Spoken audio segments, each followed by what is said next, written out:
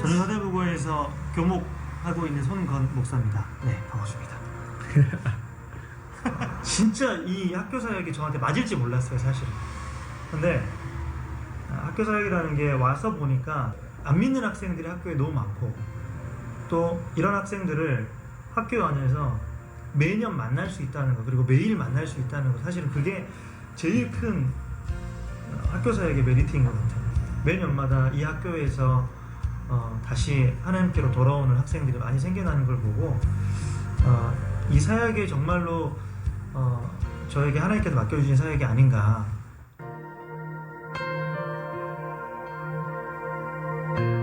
어떤 분이 그래요. 군부대, 논산 군부대에 와 있는 것 같은 느낌을 받는다. 뭐 그런 이야기들을 좀 많이 하죠.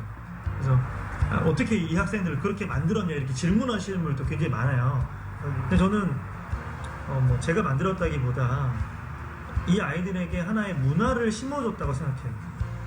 찬양할 수 있는 문화, 자기 입술로 하나님을 고백할 수 있는 문화, 손을 들어서 박수칠 수 있고 자신의 몸을 다해서 율동으로 목소리를 다해서 그냥 이렇게 표현할 수 있는 문화를 만들어준 게 한 해 한 해 지나면서 1학년, 2학년, 3학년 멜체코를 이 찬양 때문에, 그리고 이 예배 때문에 기다려지는 예배가 되지 않았나라고 생각을 합니다.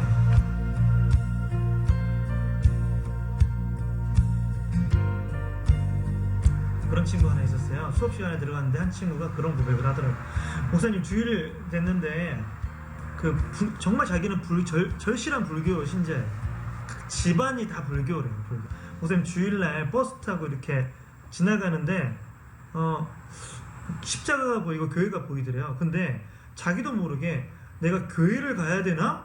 라는 생각을 했다는 거예요. 왜 그랬냐라고 물어보니까 월요일부터 금요일까지 아침마다 경건회하고 수요 예배 드리고 금요일날 뭐 예배 드리고 또 일주일에 한 번씩은 또 목사님 수업 듣고 하다 보니까 그냥 자연스럽게 자기의 머릿속에, 자신의 입술 속에서 찬양하고 그 기독적인 문화를 접하다 보니까 자연스럽게 주일 됐는데 오늘 내가 그냥 교회를 가야 되나 라는 생각을 했다는 거예요. 나중에 이제 교회를 갔다는 소식을 듣게 됐지만, 이런 작은 하나의 열매들이 계속해서 매년 이 학교에서 일어나고 있다는 거죠. 이게 놀라운, 저는 하나님의 기적이라고 생각합니다.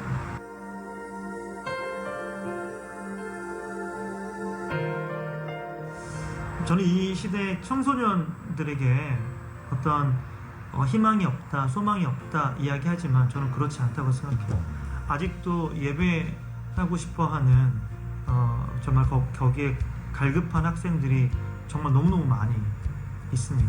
그래서 다른 교육자들, 일반 청소년 사역하시는 분들이 청소년에 대한 생각을 잠시 스쳐 지나가는 하나의 그냥 과정이 아니라 정말 다음 세대를 향해서 올인하고 헌신할 수 있는 청소년 사역자들이 좀 앞으로 좀 더 많이 생겼으면 좋겠고, 그리고 이 청소년들이 끝까지 포기하지 않고 자신의 꿈을 향해, 비전을 향해 달려나가는 그 과정 안에 하나님의 개입하심을 늘 잊지 않고 소망을 가지고 혼자가 아니라는 사실을 늘 기억하고 앞으로 나아갈 수 있는 우리 청소년들이 되면 좋겠습니다.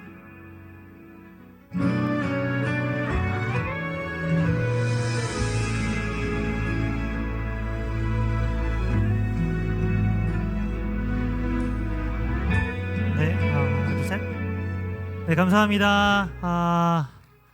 네, 박수 쳐도 돼요. 네. 제가 전주 사랑의 교회 처음 왔거든요. 전주 내려온 지 9년째 됐습니다. 제가 학교에 사역을 시작한 지 9년째 됐고요. 저 학교에 간 지 9년째 됐는데 전주 사랑의 교회 소식을 이번에 들었어요. 이번에 이제 새로 오신 목사님을 사실은 예전에 저는 몇 년 전에 먼저 뵀던 분이시고요. 감사하게도 기억해 주시고 저를 다시 불러주셔서 사랑의 교회 오게 됐는데, 이렇게 좋은 아름다운 교회가 여기에 있는지 처음 알았습니다. 제가 또 관심을 가지고 우리 학생들도 그리고 아이들도 관심을 가지고 또 지켜보도록 하겠습니다. 이 자리에 서면 늘 떨려요. 그런데요, 오늘 서니까 더 떨리네요. 왜냐하면 성도님들의 표정을 모르겠어요. 다들 마스크를 쓰고 있으니까 저를 반기는 분위기인지 아니면 이 사람이 지금 와서 무슨 이야기를 하려고 하는지 인상을 쏘고 계시는지 전혀 모르겠어요. 예. 그리고 앉아있는 분이 학생들인지 선생님들인지 아니면 모르겠어요. 부모님들인지. 너무 젊으셔가지고. 그렇죠? 여기 학생들이에요 혹시? 아니시죠?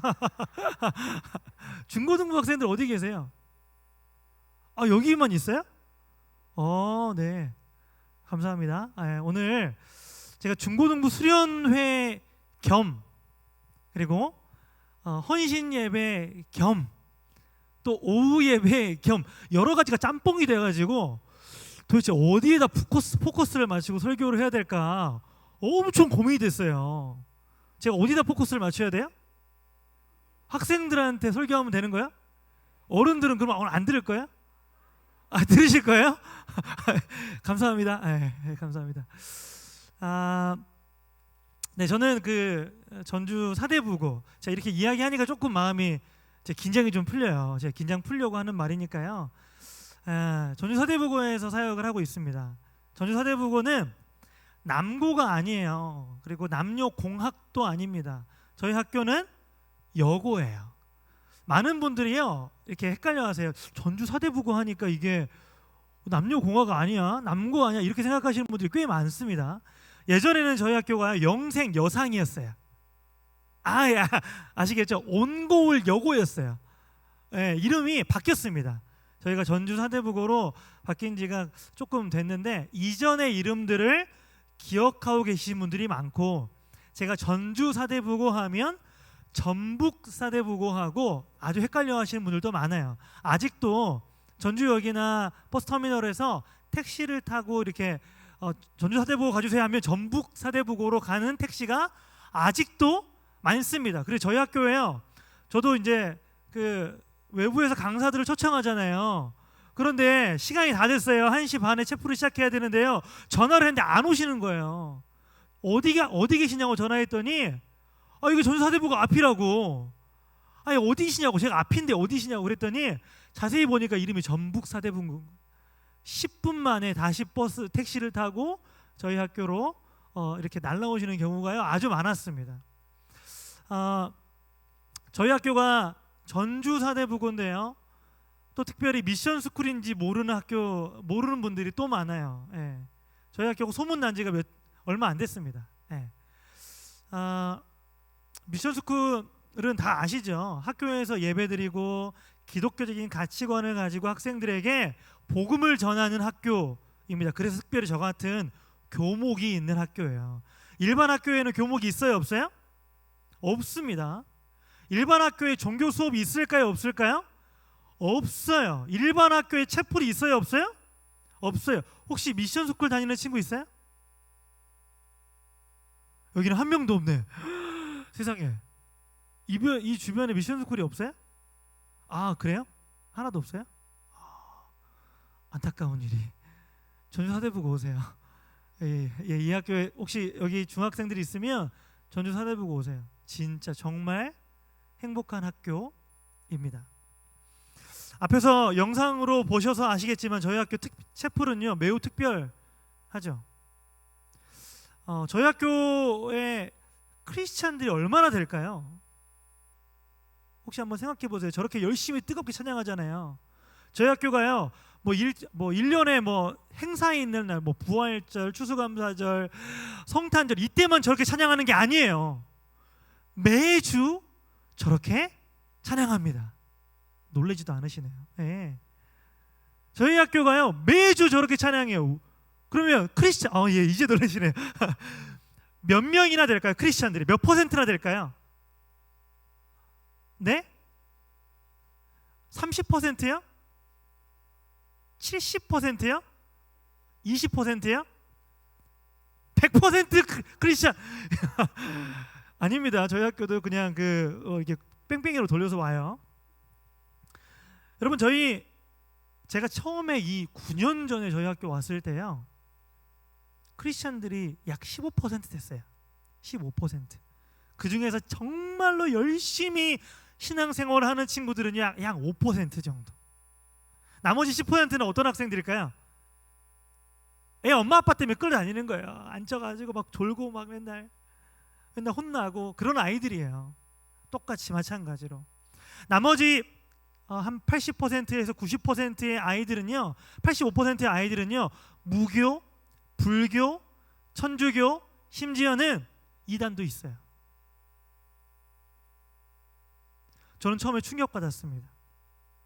학교를 갔는데 체포를 처음에 첫 주에 저보고 예배 인도하지 말고 저 뒤에 앉아 있으래요. 어떻게 하는지 지켜보라고. 앉아 있는데요, 절반은 자요. 그 중에 절반은요, 막 옆에 있는 애들이랑 떠들고 막 싸우고 놀아요. 그 중에 절반은요, 자기 공부하고 있어요. 아주 극소수의 그 5% 아이들만 찬양을 좀 따라하고 설교를 듣고 하는 거예요. 정말 앞에서 설교하는 목사님이요, 벽 보고 설교하는 것처럼 정말 너무너무 힘들게 느껴졌어요. 제가 첫 주에 그 예배를 드리고 체포를 드리고 나서요, 좌절했어요. 내가 괜히 내려온다고 했나? 내가 괜히 이 학교에 온다고 했나? 1년 동안 제가 눈물을 얼마나 많이 흘렸는지 모릅니다. 너무너무 힘들었거든요. 그런데요, 1년, 2년, 3년이 지나고부터요, 학교가 변하기 시작했어요.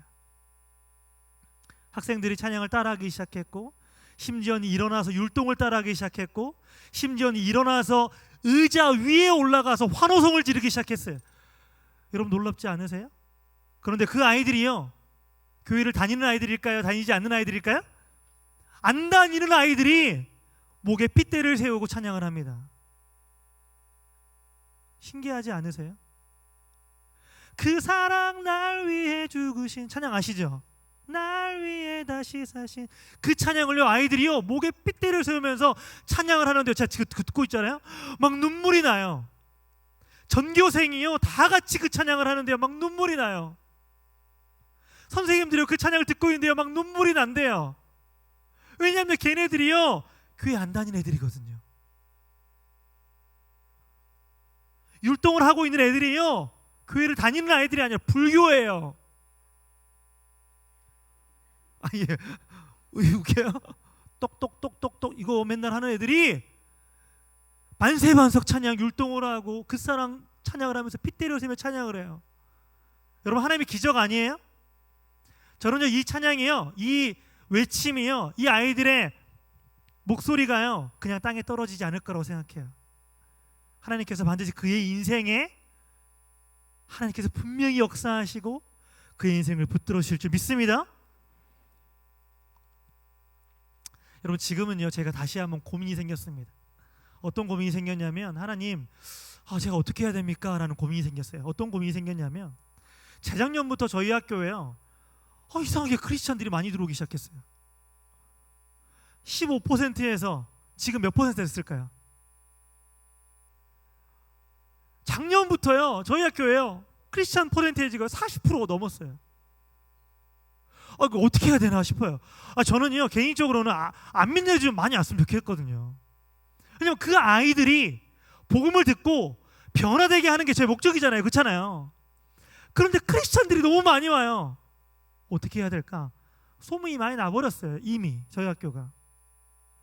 이제 또 그런 생각을 합니다. 하나님께서 분명히 뜻이 있을 것이다. 목적이 있을 것이다. 저 아이들 중에서는 40%가 넘는 크리스찬들이라고 할지라도 온전하게 믿는 아이들이 많지 않을 거야. 복음을 정말로 아는 아이들이 많지 않을 거야. 저 아이들을 변화시켜야지 라고 하는 하나의 비전도 생겼습니다. 하나님이 하시면 됩니다. 할렐루야. 사람의 힘으로 하려면 안 돼요. 절대 안 돼요. 부흥도 사람이 하려면 절대 안 됩니다. 하나님이 하시면 됩니다.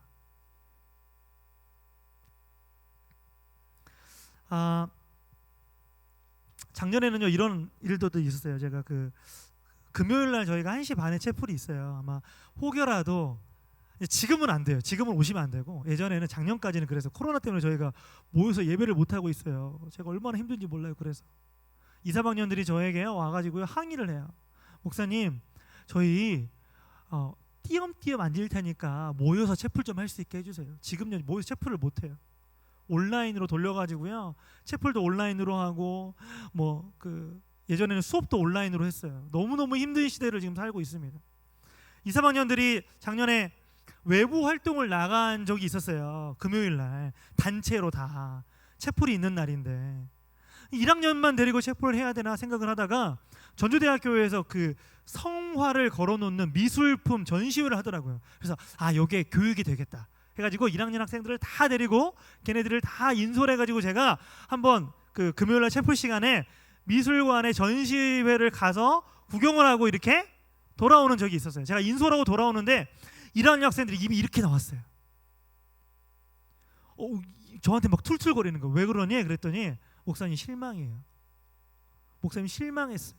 무슨 얘기야? 왜 나한테 실망해? 목사님, 저 일주일 동안 이 채플만 기다리는데 어떻게 채플을 안 할 수 있습니까? 저한테요 막 따지기 시작해요. 제가요 걔네들한테 미안했어요. 그런데 동시에 미안함과 동시에 무슨 생각이 들었을까요? 되게 좋았어요. 이 아이들이 채플을 이렇게 생각해 주는구나. 이 아이들이 예배를 이렇게 갈급해 하는구나. 너무너무 고맙고 감사했습니다. 많은 사람들이 채플을 어떻게 이렇게 만들었냐고 물어보시는 분들이 있습니다. 앞에서 영상에서 봤던 것처럼요 문화를 만들어 준 거예요.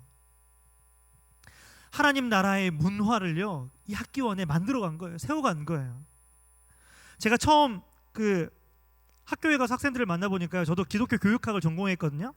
학교에서 배웠던 학교의 모습과 실제로 학교에 들어가서 본 학교의 모습이 완전히 달랐어요. 이론과 실제가 다르구나. 이론대로 하면 100% 망하겠구나. 학교 안에 들어가 보니까요 완전 야생이에요. 야생. 아이들의 입이요 얼마나 거친지 몰라요. 여러분, 여학생들이 입이 예쁠까요 거칠까요? 저는요 여고에 오기 전에 여고에 대한 환상이 있었을까요 없었을까요? 환상이 있었어요. 여학생들이니까, 여고생들이니까 특별히 얼마나 예쁠까, 얼마나 얘네들은 그냥 이슬만 먹고 살까, 그러지 않겠어요? 왜냐하면 남학생들은 여고에 가볼 일이 없잖아요. 그런데 갔는데요 산산조각 깨졌어요. 환상이. 아이들의 입이 얼마나 거친지 몰라요. 그냥 막 야생마들이 막 뛰어다녀요. 이 애들은, 여학생들이 특히요 얼마나 더 감정의 기복이 심한지도 몰라요. 아침에 애들하고요 점심 때 애들하고요 저녁 때 애들이 달라요. 아예 다른 애들이에요. 아예 그냥 똑같은 애가 아니야. 제가 아침에 어느 날은 학교에 주차를 딱 하고요 차를 딱 대고 나가려고 하는데 앞에 어떤 아버님이 딸을 학교에 데려다 주려고 이렇게 차를 타고 쫙 제 앞에 이렇게 딱 선 거예요. 근데 분위기가 심상치 않아가지고 제가 차에서 못 내리고 지켜보고 있었거든요. 근데 뒷문에서 아이가 딱 내려요. 한 아이가, 우리 학교 애가 딱 내리더니 차 문을 그냥 부서져라고 꽝 닫는 거예요. 그리고 씩씩대면서 교문으로 들어가는 거예요. 제가 그 모습을 보는데 뭐 때문에 가슴이 아팠냐면 그 모습을 끝까지 지켜보고 있는 아버지의 얼굴을 보고 있는데요 제가 눈물이 났어요. 세상의 모든 아버지들은 저렇게 죄인인가? 딸들에게 이 딸의 모습을요 끝까지 다 교문으로 들어가는 모습을 다 지켜보고 있다가요 딱 들어가니까 차를 딱 빼가지고 가시는 거예요. 제가 그 모습 보는데 얼마나 짠하든지. 이 아이들이요 아침에는요 제가 딱 교문을 들어가가지고 학생들을 만나잖아요. 그러면 아이들이요 아침에는 잘 인사도 안 해요. 이것들이 화가 나 있는지 막 씩씩대면서 가요. 그러다가 아이들의 마음이 풀어지는 때가 옵니다. 언제예요? 학생들이 더 잘 알아. 점심 먹고 나면 애들이요 갑자기 바뀌어요. 기분이 좋아졌나 봐. 막 얼굴에 막 미소가 막 띄어져요. 막 지나가다가요, 목사님 안녕하세요 인사하고 가요. 아침에 인상 썼던 애들이. 신기하죠. 이런 아이들과 함께 시간을 보내고 있습니다. 얼마나 버라이어티한지 몰라요. 얼마나 재밌고 행복한지 모릅니다. 제가 학교에 와서 처음 이 학교를 대할 때 어떤 생각을 가지고 있었냐면, 학교를 교회하고 똑같이 생각을 했어요. 교회랑 마찬가지로 열심히 하면 되겠지. 저도 학교에 오기 전에 오랜 시간 교회에서 사역을 했으니까 교회에서 했던 것처럼 열심히 기도하고 열심히 복음 전하고 열심히 아이들 사랑해주면 끝나겠지, 되겠지, 부딪혀보면 되겠지. 아니더라고요. 학교 사역은 그게 아니에요. 교회라고 생각하면 큰일 나요. 80%, 60, 70%가요 교회 안 다니는 애들이니까. 한 번도 복음을 들어보지 않은 아이들, 한 번도 하나님에 대해서, 예수님에 대해서, 성령님에 대해서 들어보지 못한 아이들, 그 아이들을 대상으로 교회랑 똑같이 하면요 튕겨나가요. 제가 학교에 대한 시선을, 초점을 바꾸기 시작했습니다. 어떻게 바꿨냐면, 학교는 교회가 아니에요. 학교는 오지입니다. 학교는 선교지예요. 선교지. 교회라는 개념하고 선교지라는 개념으로 딱 바꾸니까요 확실히 그냥 이해가 확 돼버렸어요. 쟤네들은 하나님의 언어를 모르는 아이들이야. 그러니까 내가 아무리 하나님의 언어를 이야기해봐야 쟤네들은 못 알아들어. 여러분 영어권에 가가지고요, 미국에 가가지고 한국말로 아무리 떠들어봐요, 걔네들이 그 한국말 알아들어요? 못 알아들어요. 영어로 이야기하지 않는 한 모르는 거예요. 그렇잖아요. 그래서 제가 가서요 뭐 했냐면, 하나님 나라의 언어를요 가르치기 시작했어요. 하나님이 어떤 분인지, 예수님이 어떤 분인지, 성령님이 어떤 분인지, 심지어는요 할렐루야 아멘이 무슨 의미인지까지도요 하나하나 언어를 가르치기 시작했어요. 찬양을 어떻게 해야 되는지, 이때는 어떻게 박수를 쳐야 되는지, 어떻게 박수를 치면 더 재밌는지, 만세 반, 세, 반, 석 제가 가르쳤어요. 그러니까 애들이 하기 시작해요. 따라하기 시작해요. 재밌대요. 일어나가지고 조금씩 문화를 가르치니까, 언어를 가르치니까 그들과 함께 살아가면서 복음을 전하니까요 변하기 시작하는 거예요. 올 1월 달에요 제가 페이스북으로 메시지를 하나 받았어요. 졸업생에게 메시지를 하나 받았어요. 벌써 한 5, 6년 전에 졸업한 학생이에요. 실명 공개해도 되죠? 이승주라는 학생입니다. 이 학생이요 저의 전화번호를 몰라서 페이스북 메신저로 메시지를 보냈다고 저희 장문의 메시지를 하나 보냈습니다. 어떤 메시지였냐면, 자기가 학교 다닐 때 참 체풀이 좋았대요. 그런데 그때 당시만 해도 저는 그 학생은 교회를 다니지 않았대요.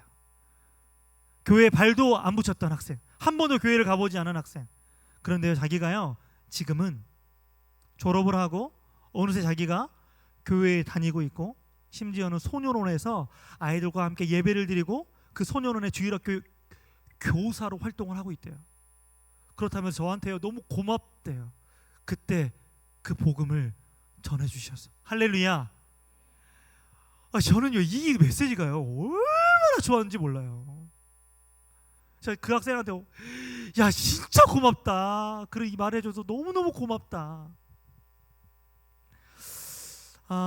당장은요 학생들은요 뭔가 사역의 열매가 보이지 않습니다. 사실은 뭔가요 막 성장하는 게 보이지 않아요. 사실 그 장로님들, 권사님들, 막 학생들 볼 때 막 쟤네들이 갑자기 막 불 받고 막 기도 막 열심히 하고 막 변화가 되고 막 이런 거 막 원하시잖아요. 그렇죠?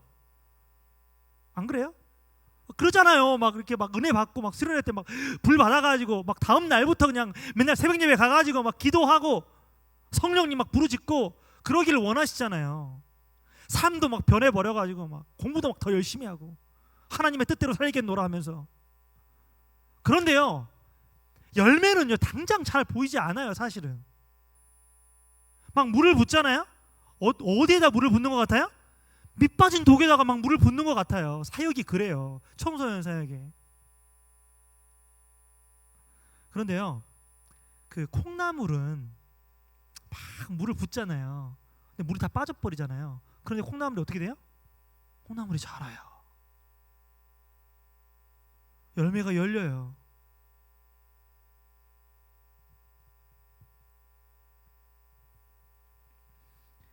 여러분, 청소년들을 바라볼 때 좀 그렇게 참 조금 기다려 주세요. 좀 그리고 그렇게 바라봐 주세요. 나중에 열매가 열리리라. 나중에 성령의 열매가 저들의 인생 가운데 맺혀지리라. 아마 사랑의 교회는 그런 성숙한 어른들이 많으리라고 믿습니다. 네. 요즘 전국에 많은 미션 스쿨들이요 채플 드리는 거 어려워합니다. 학생들이 채플을 싫어한대요. 학생들이 자신의 인권을 주장하면서요 막 신고도 해요. 막 채플을 막 강제로 막 드리게 한다고 신고하고, 막 종교 수업 강제로 하게 한다고 막 신고하고, 막 법적으로 막 재판도 하고 막 그래요. 얼마나 힘들겠어요? 어떻게 해야 될까요? 설상가상 코로나가 터져서 교육청에서는요 아예 학교에서 모여서 하는 집회 체포를 아예 못하게 해버렸어요. 여러분, 교회만 위기가 아닙니다. 온 세상이요 다 지금 위기예요. 학교도 위기예요. 학교의 예배도 위기예요. 저희 학교도 위기예요. 지금 채플도 위기예요. 제가 지금 뭐 하고 있는 줄 아세요? 영상 편집하는 거 지금 배우고 있어요. 막 카메라 찍는 거 막 배우고 있어요. 지금 음향 편집하는 거 배우고 있어요. 제가 평생 그런 걸 해보리라고 생각지도 못했는데 코로나가 터지고 지금 그거 하고 있는 거예요. 세상이 바뀌어버렸거든요. 지금 완전히 세상이 바뀌었어요. 이전에 코로나 이전 시대는 이제 오지 않는다 그러잖아요. 아무도 가보지 못한 길을 교회도 학교도 온 세상도 걸어가고 있습니다. 온라인 예배를 처음 시도해보고 계신 교회들도 아마 있을 거예요. 아마 사랑의 교회도 아마 그렇게 했으리라 좀 생각이 드는데요. 저도 온라인 수업을 처음 경험해봤습니다. 학생들을 만나지 못하는 게요, 성도님들을 만나지 못하는 게요 얼마나 고통스러운 일인지 이거 터지고 알았어요. 여러분, 모여서 예배 드리는 게 얼마나 간절했는지 이거 터지고 알았어요. 아, 이게 정말로 소중한 일이었구나. 정말 새롭게 길을 내어서 가는 이 길에 때로는 여러 사람들이요 실수도 하고 넘어지기도 하고 수많은 어려움들을 겪습니다. 그래도 꿋꿋이 이 길을 담대히 걸어갈 수 있는 이유는 그 길에 여호와 하나님이 함께 하시기 때문인 줄로 믿습니다. 크리스천들은 위기에 강합니다. 약할 때 강함되게 하시는 하나님이 우리의 삶의 그 위기의 순간에 교회에게 그리고 믿음의 백성들에게 하시는 분명한 메시지가 있습니다. 주저앉아 있기보다는 어둠 가운데 빛이 되시고 절망과 두려움 가운데 소망이 되어주시는 그 주님의 은혜를 바라보는 저와 여러분 되시기를 주의 이름으로 축원합니다. 우리는 언제 정리가 필요하고, 우리는 언제 휴식이 필요하고, 우리는 언제 회복이 필요할까요? 어질러져 있거나 막 힘이 들거나 아프거나 이럴 때 휴식도 필요하고 회복도 필요하고 정리도 필요하겠죠. 여러분은 정리를 좀 잘하고 계세요? 여러분은 좀 요즘에 휴식을 잘 취하고 계십니까? 여러분은 어떤 부분에 회복이 필요하다고 여겨지십니까? 저희 집에도 작은 방 하나가 있습니다. 저희 명목상으로는 제 서재로 쓰고 있는 곳인데 온갖 육아용품들로 저희 서재가요 완전히 꽉 차 있고요, 온갖 책들로 그냥 막 널브러져 있어요. 그래서 간신히 컴퓨터 책상 하나만 살려서 제가 그곳에 조심히 비집고 들어가 설교 준비도 하고 여러 가지 일도 하고 조심히 나옵니다. 제가 이 설교 준비하면서 그 방이 다시 보이기 시작했어요. 정말로 이 방이 정말 정리가 필요한 방이구나. 제가 이제 설교 끝나고 이번 주 중에 학교 이제 방학하면 그 방을 좀 정리해 보려고 해요. 중요한 것은 내가 이 어질러져 있는 방을 보고 정리가 되어져 있지 않다는 사실을요 깨달아야 돼요. 내가요 힘들다는 사실을요 인정해야 돼요. 내가 아프다는 사실을요 알아야 돼요. 그래야 병원에 가고 치료를 받습니다. 보통 어머니들은요 보통 다 의사예요. 의사, 반쯤 의사가 돼 있어요. 어디가 아프면 어떻게 되는지 병원을 가지 않아도 다 알아요. 괜찮다고 말합니다. 빨리 내가 아프다는 사실을 인정하지 못하면요 때로는요 타이밍을 놓칩니다. 정리해야 할, 휴식해야 될, 회복해야 될 타이밍을 놓치고 마는 거예요. 누가복음 5장 31절에서는 이렇게 기록합니다. 예수께서 대답하여 이르시되 건강한 자에게는 의사가 쓸데없고 병든 자에게라야 쓸데있나니. 아멘. 다른 말로 하면 자기가 건강하다고 생각이 되면 의사가 필요 없다고 여겨지는 거죠. 그런데 내가 아프다고 생각하는 사람은요 의사가 필요하다고 여긴다는 거예요. 영적인 것도 신앙적인 것도 마찬가지입니다. 여러분 은혜 받는 삶을 살고 싶으십니까? 정말로 은혜 받고 싶으세요? 매일매일 하나님의 그 은혜 가운데 살아가고 싶으십니까?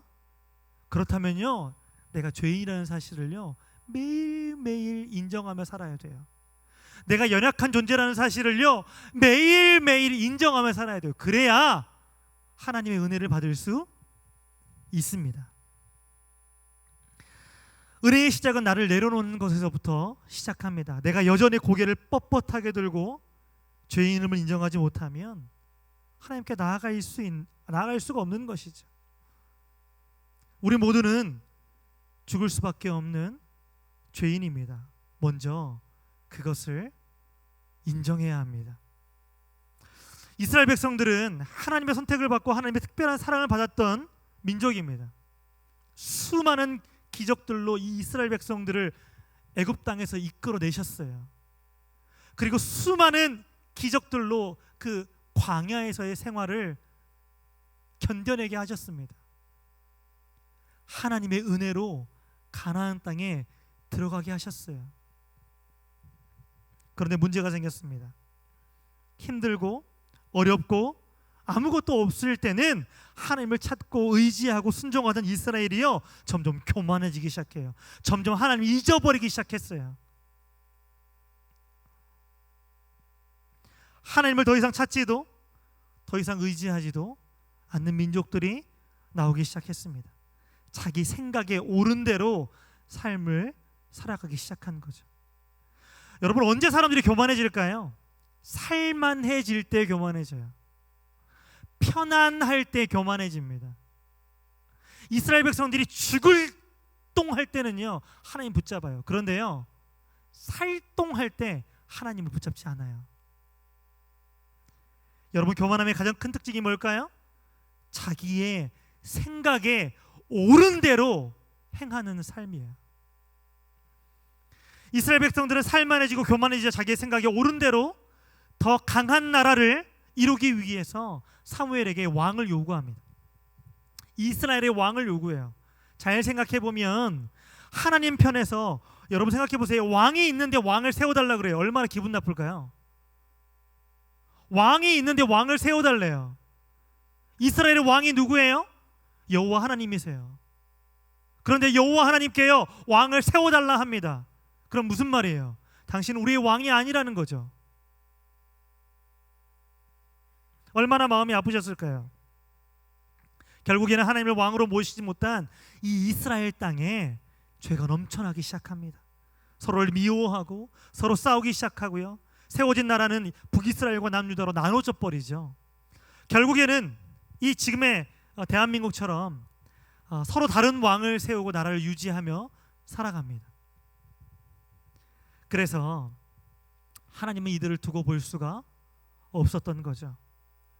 선지자들을 보내서 경고하십니다. 너희가 죄악에서 떠나 하나님 앞에 회개하지 않으면 너희는 망하리라.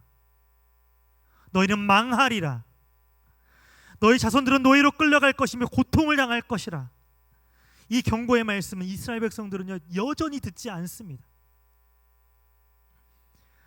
몇몇 깨어있는 자들도 있었지만 결국 그 죄인됨을 인정할 타이밍을 놓쳐버린 거예요. 자기가 아프다는 사실을 인정할 타이밍을 놓쳐버린 거예요. 북이스라엘과 남유다는 주변의 강대국 아수르와 바벨론에 의해서 멸망하고 맙니다.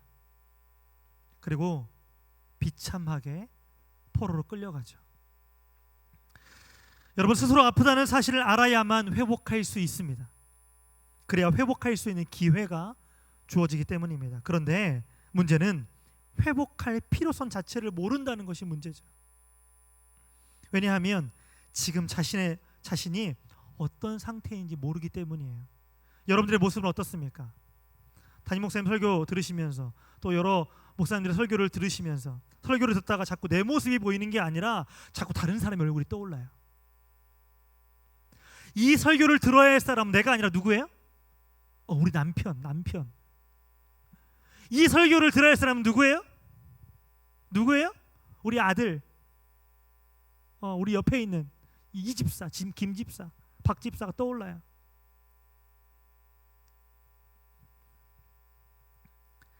이 설교를 들어야 할 사람이 내가 아니라 다른 사람이라 생각한다면 지금 나의 상태가 여전히 나를 모르고 있는 상태이구나, 그렇게 깨달으셔야 돼요. 스스로의 상태를 깨달아 알지 못했던 이스라엘 백성들은요, 결국에는 멸망하고 포로로 잡혀가 노예로 삽니다. 여러분, 우리가 그냥 말로 노예로 잡혀가 살았답니다 하니까 그냥 노예로 살아가는 것이 어떤 삶인지 안 떠오르잖아요. 여러분, 노예로 살아가는 게 얼마나 비참한 인생이었을까요? 가족들이 다 뿔뿔이 흩어졌을 거예요. 남자들은 막 고된 노역을 해야 되고 여자들은 뭐 인간 이하의 취급을 받았을 거예요. 자녀들은 막 끌고 가서 막 노예로 막 일하는데 팔려갔을 거예요. 얼마나 비참했겠어요. 기본적인 인간의 권리가 있을까요? 내가 왜 그때는 알지 못했을까? 아마 이렇게 많은 생각들을 했을 거라고 생각합니다. 그것이 인간이 가진 한계이자 나약함이죠. 제가 학생들에게 1학년 학생들에게 수업 들어가서 늘 하는 이야기가 있어요. 수업 들어가서 학생들에게 쟤들아, 애빨애들아, 정말 졸지 말고 놀지만 말고 1학년 때 공부를 열심히 해야 된단다. 그리고 2학년 때도 준비를 잘해서 3학년으로 올라가야 너희가 대학을 잘 준비할 수 있단다. 제가 매년마다 1학년 수업 들어가서 이야기하거든요. 그런데요, 그 학생들이 그대로 3학년에 올라가면 다 뭐 할까요? 다 후회해요. 내가 왜 1학년 때 잤을까? 내가 왜 1학년 때 그렇게 놀았을까? 그리고 3학년에게 다시 묻습니다. 너가 다시 1학년으로 돌아가면 다시 공부 열심히 할 것 같냐? 아니래요. 또 1학년에 가서 또 그대로 아마 이런 삶을 살 것 같대. 사람은요, 잘 못 깨달아요. 잘 깨닫지 못해요. 아마 고3 있어요? 고3? 고3 있어요? 지금 후회해요? 후회 안 해요? 후회해요. 네. 성도님들에게 묻겠습니다. 성도님들은 젊었을 때로 돌아가면, 젊었을 때로 만약에 타임머신을 타고 돌아가가지고 나 자신을, 젊었을 때 나 자신을 만나가지고 내가 요 한마디를 꼭 해주고 싶다. 무슨 말 해주고 싶으세요? 무슨 말 해주고 싶으세요? 절대 그 사람 만나지 마, 이런 말 해주고 싶으세요? 젊은 시절로 돌아갔을 때 후회하지 않을 사람이 어디 있겠어요? 이스라엘 백성들이요, 멸망한 후에 이 노예 생활을 하면서 얼마나 많은 후회를 했겠습니까? 그 시간으로 돌아간다면 무슨 말을 해주고 싶겠어요? 제발 지금이라도 회개해. 제발 그 죄의 자리에서 벗어나, 이 말 아닐까요? 여러분, 후회해도 돌이킬 수 없는 것들이 있습니다. 그런데요, 하나님이요 얼마나 사랑의 하나님이신지요, 하나님의 백성들이 아주 엎드러지지 않도록, 엎드러지나 아주 엎드러지지 않도록 우리를 다시 일으켜 세워주시고 우리를 위로해 주시는 분이십니다. 왜냐하면 아무리 그렇게 우리를 채찍질 하시더라도 하나님은 우리의 사랑의 하나님이시기 때문에 그렇습니다. 제가 어떤 영화를 보는데 그 영화 속의 대사가 되게 인상적이었어요. 그 영화 속에 하나님이 등장해요. 하나님이 등장하는데 되게 힘들어하는 그 한 여인에게 그런 말을 해요.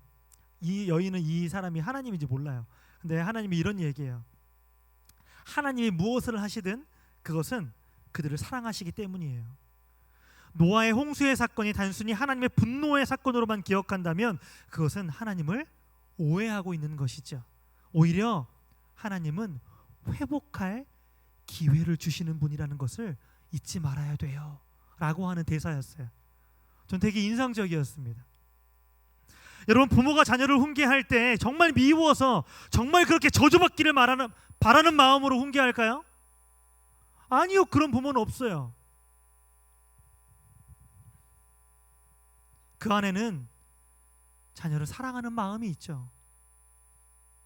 멸망하고 두려워하며 노예 생활을 하겠지만 그럼에도 불구하고 너는 너무 걱정하지 말라 위로하시며 오늘 이사야서 43장에서 말씀하십니다. 1절을 한번 읽어볼까요? 다 같이. 이사야 43장 1절 다 같이 한 목소리를 읽어보겠습니다. 시작. 야곱아, 너를 창조하신 여호와께서 지금 말씀하시느니라. 이스라엘아, 너를 지으신 이가 말씀하시느니라. 너는 두려워 말라. 내가 너를 구속하였고 내가 너를 지명하여 불렀나니 너는 내 것이라. 아멘.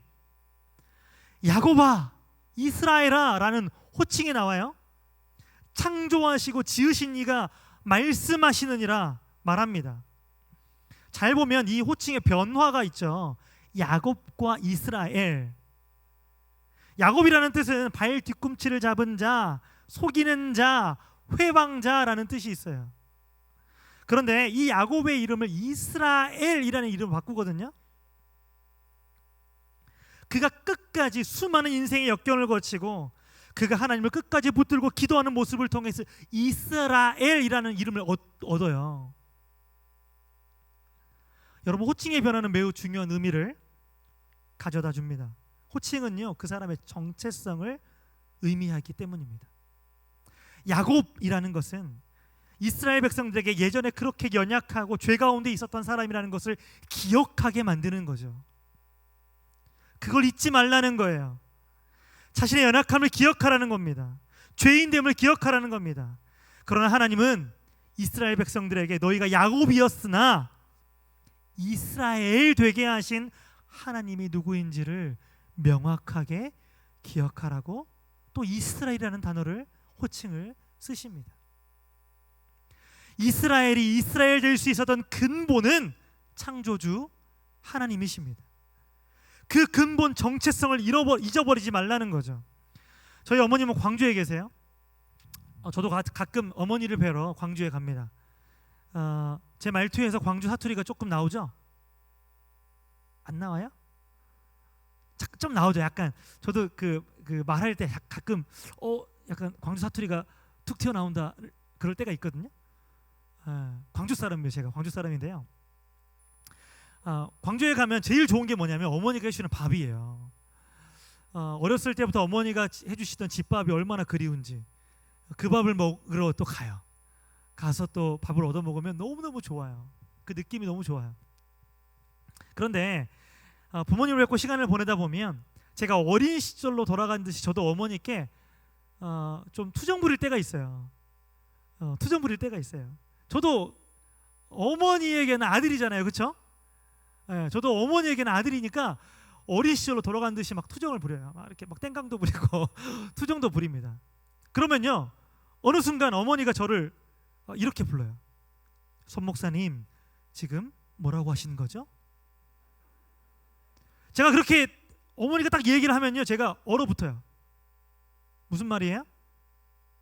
제가 아들이지만 목사로서의 정체성을 잊어버리지 말라는 거예요. 얼마나 그 말씀이요 뜨끔한지 몰라요. 그렇습니다. 이스라엘 백성들에게도 오늘 하나님은 그렇게 말씀하시는 거예요. 세상 모든 만물을 창조하시고 우리를 지으신 이가 전지전능하신 하나님이심을 믿고 따르라는 거죠. 그리고 사랑하는 백성들에게 이 땅을 살아가는데 특별히 이 포로의 시기와도 같은 코로나19 시대에 우리가 두려워하지 않아도 되는 세 가지 사랑의 증거를 말씀하십니다. 첫 번째는요, 내가 너를 구속하였다 말씀하세요.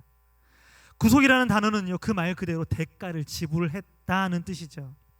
대가를 지불한다는 것은 그만큼의 가치가 있다는 뜻이에요. 집을 살 때도 차를 살 때도요, 그만큼의 가치가 있기 때문에 많은 돈을 들여서 사잖아요. 우리를 구속하셨다는데 그러면 무슨 대가를 지불하셨죠? 죄로 인해 죽을 수밖에 없는 우리를 위해서 천국 백성 삼기 위해서 십자가에 하나밖에 없는 하나님의 아들을 못 박아 피 흘려 죽게 하셨다는 사실이에요. 그 대가를 지불하셨습니다. 이것이 이 세상에서 가장 소중하고 위대한 대가 지불이었습니다. 그렇다면 왜 이렇게까지 하셨을까요? 그것은 바로 우리를 그만큼 사랑하셨기 때문입니다. 하나님의 백성들을 죄의 죽음 가운데 두지 않으시고 구원하셔서 새 생명을 주시기 위해 십자가에 목숨을 내어 주셨습니다. 우리가 잘 알고 있는 요한복음 3장 16절 다 아시죠? 요한복음 3장 16절 다 읽어 한번 외워볼까요? 하나님이 세상을 이처럼 사랑하사 독생자를 주셨으니 이는 그를 믿는 자마다 멸망하지 않고 영생을 얻게 하려 하심이라. 아멘. 예전에 그 전도에 관련된 영상을 한번 본 적이 있는데 아마 성도님들도 한 번씩 아마 본 적이 있을 거예요. 그 모스트라고 하는 그 체콘 말이에요. 모스트, 다리라는 뜻이거든요. 다리. 체콘 말로 모스트라는 게 다리라는 뜻이래요. 영화예요, 영화. 영화의 한 장면을 그 전도 영상으로 이렇게 편집해가지고 이렇게 하는 영상을 한번 본 적이 있는데, 이 영화의 한 남자의 주인공이요, 무슨 일을 하는 사람이냐면 다리로 된 기찻길을 배가 지나가면 배가 지나가야 되니까 다리를 올려주고 기찻길을 올려주고, 또 기차가 지나가면 기차가 지나가야 되니까 다리를 다시 내려주는 일을 하는 사람이에요. 근데 그날은요, 이 아버지가요, 이 남자가 자기 아들을 데리고 그곳으로 갑니다. 같이 물가에서 막 놀아요. 그런데 시간이 보니까 기차가 올 시간이 된 거예요. 아들을 보고 이렇게 이야기해요. 아들아, 여기서 놀고 있어. 아빠 가서 얼른 일하고 올게. 말하고 돌아서서 기차를 내리러 가죠. 멀리서 기차가 오는 게 보입니다. 이제 다리를 내려줘야 돼요. 그런데 저 뒤에 물가에서 놀고 있는 아이를 한번 힐끔 봅니다. 그런데요, 물가에 아이가 없어요. 어디가 있지? 어디 갔지? 찾습니다. 찾고 찾다가 놀라운 광경을 목격해요. 이 아이가 다리가 놓여지는 곳에 틈이 있는데 그 틈 사이로 떨어져 버린 거예요. 떨어지는 모습을 아빠가 봅니다. 기차는 다 왔어요. 기차는 거의 다 달았습니다. 이 아버지가 어마어마한 고민을 해요. 다리를 내려야 할까 말아야 할까. 다리를 내리면 아들은 죽습니다. 다리를 내리지 않으면 기차 안에 탄 사람들이 다 죽어요. 마지막 순간에 이 아버지가 결단을 하고 다리를 내립니다. 다리를 내리고 나서 기차가 지나가는데요, 이 아버지가 절규하며 그 기차 앞에서 발을 동동거리며 울부짖어요. 그런데 그때 카메라 앵글이요, 뭘 잡냐면 기차 안에 있는 사람들의 얼굴을요 하나하나 비춰줘요. 그 기차 안에 있는 사람들은 여러 사람들이 있는 것처럼 설명하는 것처럼 앵글이 돌아가거든요. 어떤 연인 사이에, 그리고 일하러 가는 사람, 뭐 그 담배 피고 있는 어떤 한 여성, 심지어는요 마약을 하고 있는 한 사람의 모습까지도 비춰져요. 우리가 살아가는 이 세상에 살아가는 모든 사람들을 대변하는 것처럼 기차 안에 있는 사람들을 하나하나 비춰져요. 그리고 기차 안에 있는 사람들이요 밖에서 그 절규하고 있는 아빠의 모습을, 아버지의 모습을, 한 남자의 모습을 무슨 일이 일어나고 있는 거지 한 것처럼 그냥 이렇게 태연하게 지켜보면서 지나갑니다. 여러분, 우리의 모습 같지 않으세요?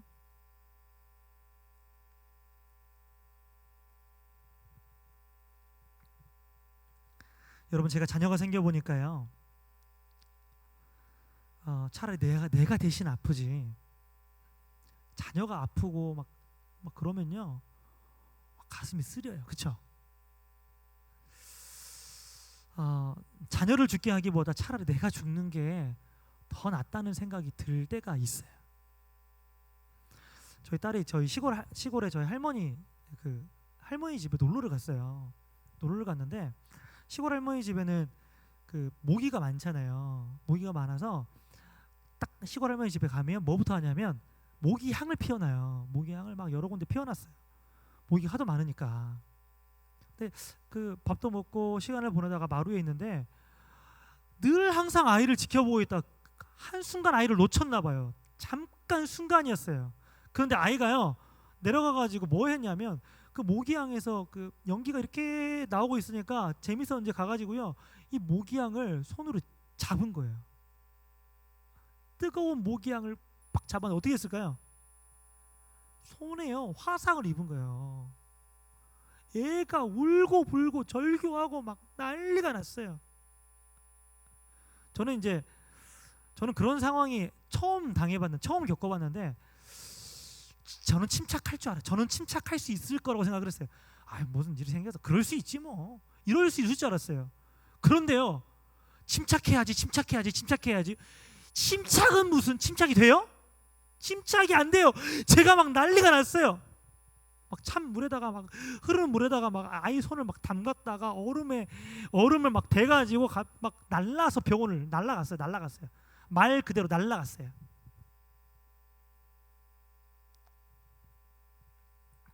아마 제가 내공이 부족한 아빠라서 그러겠죠?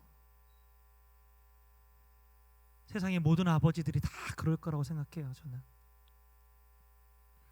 하나밖에 없는 독생자 아들 예수님을 십자가에 못 박아 죽게 하시는 그 하나님의 마음을요 우리가 조금이라도 공감할 수 있을까요? 모르겠어요. 지금도 저는 잘 모르겠어요. 그 마음을 다 공감할 수 없을 것 같아요. 이 엄청난 희생을 통해서 죽음의 두려움 앞에 있는 우리에게 두려워 말라, 내가 너를 구속하였다 말씀하십니다. 내가 대신 너의 죄값을 나의 아들 예수의 피값으로 대신 지불했다 우리에게 말씀하십니다. 이것이요 우리를 향한 하나님의 첫 번째 사랑의 증거예요. 두 번째는 내가 너를 지명하여 불렀다 말씀하십니다. 이미 우리가 누군지 알고 계시고 우리를 택하여 부르셨다는 거예요. 세상에 수많은 사람들이 있지만 수많은 사람들이 모두 다 택함을 받은 게 아니죠. 모든 사람이 다 구원받는 게 아니에요. 그 중에 특별히 나를 택하시고 특별히 나를 불러 세우셨다는 거예요. You are special. 제가요 교회 다닐 때, 어린 시절에 교회 다닐 때 가장 많이 교회에서, 주일학교에서 들었던 말이에요. You are special. 너는 특별해. 여러분 특별합니다. 한번 옆에 계신 분들에게 그렇게 얘기해 주실래요? 당신은 특별합니다. 다시 한번, 당신은 특별합니다. 네. 여러분 수십억 명의 사람들 중에서 특별히 이 전주 땅에, 이 대한민국 전라북도 전주 땅에 특별히 전주 사랑의 교회로 불러주시고 이렇게 예배할 수 있게 하신 것에 얼마나 우리가 특별히 부름받은 하나님의 백성들인지 우리가 기뻐하고 감사해야 한다는 것이죠. 나를 지명하여 부르신 하나님의 은혜는요 우리를 특별한 사람으로 여겨지게 만듭니다. 학교에 학생들이 많습니다. 예전에 처음에 9년 전에 학교에 왔을 때는요 약 900명의 학생들이 있었거든요. 놀라지 마세요. 지금은요 700명이 있어요. 학생들이요 많이 줄었습니다. 실제로 많이 없어졌어요. 학교 현장이요 아이들이 없어요. 얼마나 안타까운 일인지 몰라요. 학교 현장에 아이들이 줄어들었습니다. 정말로 200명이 사라졌어요. 지금 한 학교에. 전국에 얼마나 많은 아이들이 사라졌을까요? 그런데 지금도 250여 명의 학생들이 매년 들어오거든요. 그런데요 지금도 저는 힘든 게 뭐냐면 학생들의 이름을 외우는 거예요. 요즘에는 더 힘들어요. 학생들이요 마스크를 쓰고 있어가지고요 아이들이 얼굴을 모르겠어요. 아이들이 마스크를 벗으면요 처음 만나는 것 같아요. 한 학기를 보냈는데 처음 만나는 것 같아요. 그런데 어느 날 제가 복도를 지나가다가요 어떤 학생을 만났어요. 근데 그 학생이 되게 평소에 말이 없는 학생이에요. 근데 그 학생을 딱 만났는데 놀랍게도 그 학생 이름이요 딱 생각이 난 거예요.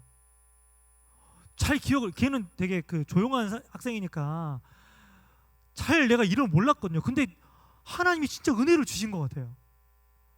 이름이 딱 기억났는데 지나가면 제가 예를 들어서 은혜야 하고 안녕 인사를 한 거예요. 그런데 그 학생이요 얼마나 놀래면서 목사님 제 이름 어떻게 하시냐고 얼마나 좋아인지 몰라요. 여러분 이름만 불러줘도요 좋아해요. 저 여기 있는 분들 모르거든요. 자 이름 그쵸? 성함 몰라요. 그런데 이 중에 제가 아는 분이 한 분이 계셔가지고 갑자기 이름을 막 불렀어요. 얼마나 좋아하시겠어요, 그죠? 특별하잖아요. 관계가 있으니까. 여러분 그 이름을 안다는 거는요 굉장한 특별한 관계를 형성하고 있다는 뜻이에요. 하나님이요 근데 여러분들 향해서요 이름을 다 안대요. 왜냐면 하나님이 우리를 조성하셨으니까. 여러분 여기 그 주일학교 선생님들 계시죠? 주일학교 교사 선생님들 계시죠? 선생님들 학생들 이름 외우셔야 돼요. 모르니까 야 이렇게 부르지 마세요. 보통 그러거든요. 이름 모르면 야 그래 야 이렇게 그냥 부르잖아요. 그러지 마세요. 이름을 불러주면요 학생들이요 꽃이 물을 주면 잘하잖아요. 마찬가지예요. 이름을 많이 불러주면 불러줄수록요 그 꽃이요 물을 먹는 거하고 똑같아요. 이름을 불러주셔야 돼요. 담임 목사님이 성도님들 이름 외우고 계시죠? 이제 성도님들 이름을 막 한 명 한 명 불러주면서 매일 만날 때마다 막 불러줘요. 그러면 잘하는 거예요. 관계가 잘하고 사랑이 잘하는 거예요. 아이들 이름을 불러주셔야 됩니다. 저도 그래서 웬만하면요 요즘 선생님들 그 교탁 딱 처음 수업 들어가면 학생들 이름 안 부르는 선생님들이 많아요.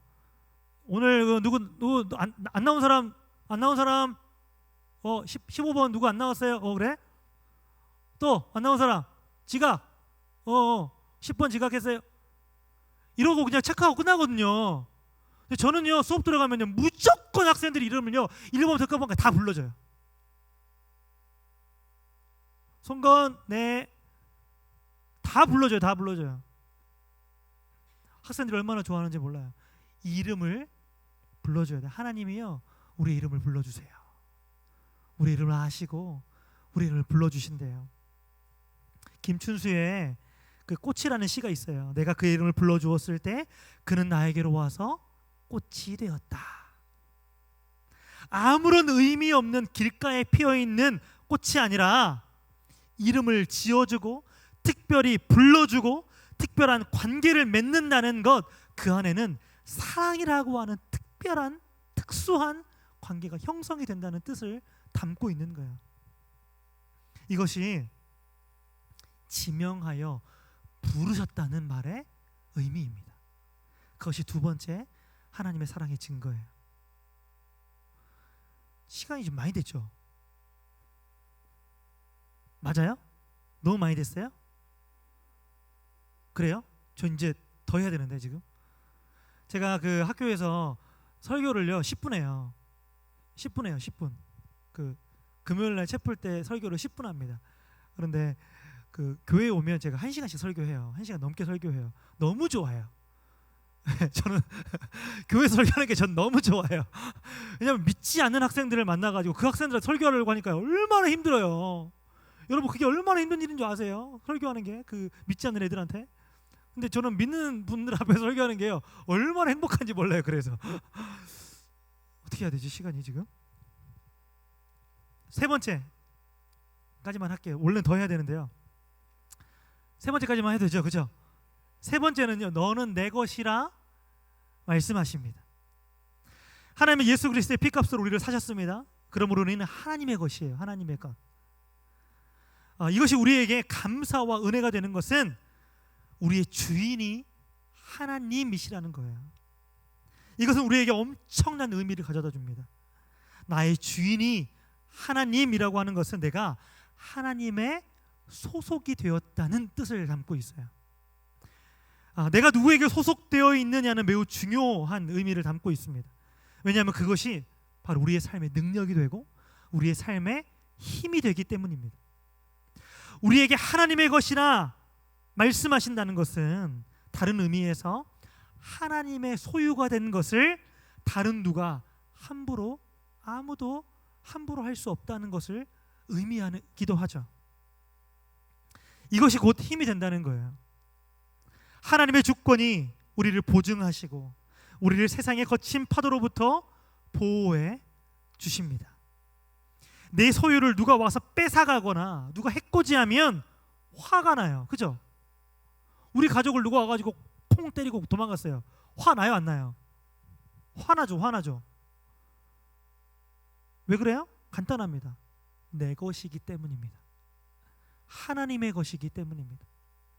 그런데요, 소속을 벗어나면 힘들어요. 자꾸 하나님이 나와 함께 하시는 것 같지 않아서 원망하고 불평하는 사람들이 있습니다. 소속을 벗어난 사람들이에요. 우리가 찬양 많이 부르잖아요. 그 찬양하세 찬양 아시죠? 그 중간에 보면 찬양 받기에 합당하신 주님 언제나 동일하신 주. 하나님은요 동일하신 분이래요. 근데 우리가 늘 그렇게 고백하면서도요 그 동일하신 하나님을요 믿지 못해요. 그래서 원망해요. 그래서 그 소속을 벗어나려고 해요. 하나님은 동일하십니다. 늘 그 자리에 계시는데 내가 그 자리에서 벗어나 있는 거죠. 내가 하나님의 편에 서 있지 않는 것이죠. 찬양의 가사의 고백처럼 언제나 동일하신 주님이 여러분의 믿음의 고백이 되어지시기를 주의 이름으로 축복합니다. 하나님께 소속이 되는 건 구별된다는 의미도 있습니다.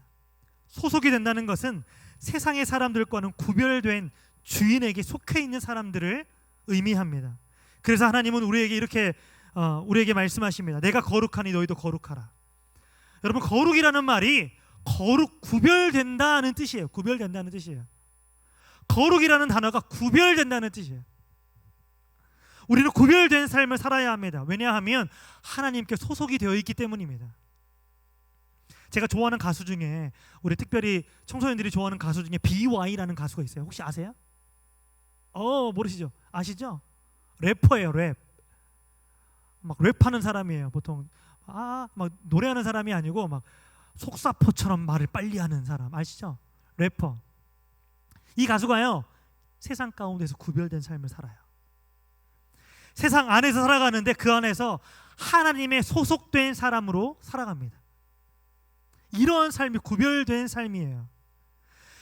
그 BY의 노래를 들어보잖아요. 너무 충격적이에요. 세상의 가치가 그를 즐겁게 하지 못해요. 영원하지 않은 것을 따르지 않겠대요. 가사가 그래요. 가사가 돈의 가치를 따르지 않고 영원한 것, 영원한 하나님의 예수 그리스도의 그 가치를 따라 살아가겠다. 가사가 그래요. 가사가 대중음악인데 가사가 그래요. 세상의 음악을 선포하는데요 가사가 그래요. 그런데요 사람들이요 감동해요. 너무 당당하게 그 말을 하거든요. 주눅 들지 않아요. 세상 가운데에서 그걸 선포하면서도 주눅 들지 않아요. 쇼 프로그램에 경연 프로그램에 나가서요 막 하나님의 그 가사를요 랩에 써가지고 막 하니까요 사람들이 막 손가락질했어요. 랩은 너무 잘하는데 가사가 왜 저래? 탈락해 버립니다. 포기했을까요? 아니에요. 그 다음에 다시 나와요. 또 나와요. 그런데 그가 가사를 바꿨을까요? 세상적인 가사로 막 그 욕이 나오고 막 그 랩하면 막 강한 막 그 있잖아요. 그런 가사를 썼을까요? 아니에요. 여전히 똑같이 세상 안에서 예수 그리스도의 복음을 가사에 담아 선포합니다. 사람들의 마음이 무너지기 시작해요. 저건 진정성이 있구나.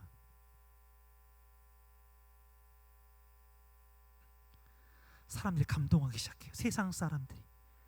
크리스찬들이 감동한 게 아니라 믿지 않는 사람들이 감동하기 시작해요. 어느 날 학교 갔더니 교목실에 막 학생들이 쫓아와요. 왜 그러냐 봤더니 목사님 저 교회 갈래요. 이래요. 왜? BY가 저 전도했어요. 여러분 놀라운 일이 일어나요. 학교 안에서 BY가 자기를 전도했대요. 교회 안 다니는 아이가. 세상 가운데에서요 구별된 삶을 살아가니까요 이런 기적과도 같은 일들이 일어납니다. 그런데 우리는요 구분된 삶과 구별된 삶을요 잘 구분을 못해요. 여러분 구분은요 분리시켜 버리는 거예요. 세상과 교회를 분리시켜 버리는 거예요. 야, 너 쟤랑 놀지 마. 이건 뭐예요? 무슨 의미예요? 제가 별로 성품이 안 좋은 아이니까 너 쟤랑 가까이 하지 마. 이거 분리잖아요, 분리. 그게 아니에요. 거룩한 삶은 구별된 삶이에요. 세상 안에서 빛과 소금의 삶을 살아가는 것, 그게 구별된 삶이에요. 그게 하나님의 소속된 자의 삶의 모습입니다. 여러분 크리스찬들, 학생들도 마찬가지예요. 여러분도 마찬가지로 학교에 가서 제발 크리스찬답게 사세요. 교회에서 모습하고 학교에서의 모습이 다르면 안 돼요. 교회에 가서 학교에 가서 교회 다닌다고 얘기 잘 안 해요. 어떤 애들은 왜 그럴까요? 내가 쟤랑 똑같이 살거든. 나도 쟤랑 똑같이 욕하고 남 헐뜯고 남 때리고 불합리한 일을 하고 그러니까 말을 못해요. 교회 다닌다고. 하나님 욕보일까 봐. 아니요, 당당하게 드러내세요. 왠지 아세요? 그게 여러분을 지켜내는 길이에요. 여러분 스스로를 지켜내는 길이에요. 내가 크리스찬이라고 밝히고 다니는 삶이. 어른들도 마찬가지입니다. 직장에서 삶의 곳곳에서요 크리스찬임을 드러내는 삶을 살아야 돼요. 자꾸 숨지 마세요. 저 사람하고 똑같은 삶의 모습으로 살아가면 안 돼요. 구별된 삶을 살아가야죠. 왜냐하면 우리는 하나님께 소속된 자들이니까. 하나님은 오늘 우리에게 말씀하십니다.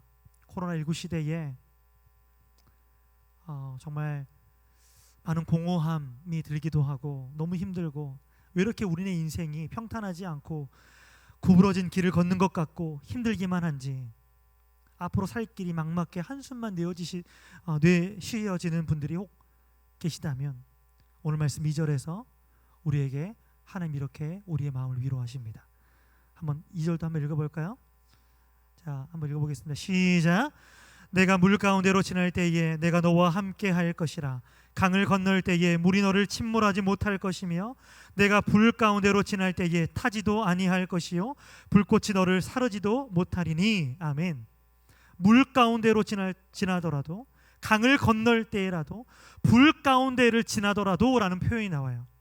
이것은 앞으로 그런 길을 걸어가지 않게 해주겠다 말하는 게 아니에요. 오히려 그런 길을 걸어갈 것이라고 말해주는 거죠. 오히려 예수 그리스도를 믿는 길이요 좁은 길, 굽은 길, 고난의 길이라는 거죠. 그러나 다시 1절로 돌아갑니다. 너는 두려워 말라. 내가 너를 구속하였고 내가 너를 지명하여 불렀나니 너는 내 것이라. 이 사랑의 세 가지의 증거로 우리를 위로하십니다. 너무너무 힘든 시대를 살아가는, 오늘의 시대를 살아가는 우리 성도님들에게, 그리고 우리 청소년들에게 오늘 이 말씀이 위로의 말씀이 되고 도전의 말씀이 되어지시기를 주의 이름으로 축복합니다. 기도하겠습니다.